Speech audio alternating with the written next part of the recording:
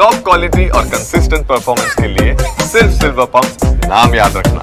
ಇನ್ನು ದೇಶ ವಿದೇಶಗಳಲ್ಲಿ ಯಾವೆಲ್ಲ ಸುದ್ದಿಗಳು ಸದ್ದು ಮಾಡ್ತಾ ಇದೆ ನೇಷನ್ ಟಾಪ್ 9 ನೋಡೋಣ ಬನ್ನಿ. ಇಸ್ರೋದ ಉಪಗ್ರಹ ಉಡಾವಣೆ ಯಶಸ್ವಿ ಮೇಲೆ ಎಲ್ಲರ ಚಿತ್ತ ನೆಟ್ಟಿತು. ಆದರೆ EOS-09 ಉಪಗ್ರಹ ತಾಂತ್ರಿಕ ಕಾರಣದಿಂದ ನಿರ್ದಿಷ್ಟ ಕಕ್ಷೆ ಸೇರುವಲ್ಲಿ ವಿಫಲವಾಗಿದೆ. ಮೊದಲ ಹಂತ ಮತ್ತು ಎರಡನೇ ಹಂತದಲ್ಲಿ ಸಂಪೂರ್ಣ ಯಶಸ್ವಿಯಾಗಿದೆ. ಆದರೆ ಮೂರನೇ ಹಂತದಲ್ಲಿ ಉಪಗ್ರಹ ಸಂಪರ್ಕ ಕಳೆದುಕೊಂಡ ಪರಿಣಾಮ ವಿಫಲವಾಗಿದೆ. ಉಪಗ್ರಹ ಮೂರನೇ ಹಂತದಲ್ಲಿ ಕಕ್ಷೆ ಸೇರುವಲ್ಲಿ ವಿಫಲವಾಗಿದೆ. ಆದರೆ ಮತ್ತೆ ನಾವು ನಮ್ಮ ಪ್ರಯತ್ನವನ್ನ ಮಾಡ್ತೀವಿ ಅಂತ ಇಸ್ರೋ ಮುಖ್ಯಸ್ಥ ಆಗಿರುವಂತಹ ನಾರಾಯಣನ್ ಹೇಳಿದರು. ಉಪಗ್ರಹದಲ್ಲಿ ಆಗಿರುವಂತಹ ತಾಂತ್ರಿಕ ಸಮಸ್ಯೆಯನ್ನು ಪರಿಶೀಲನೆ ಮಾಡಿ ಮುಂದಿನ ಸಾಧನೆಯನ್ನ ಮಾಡ್ತೀವಿ ಎಂದಿದ್ದಾರೆ.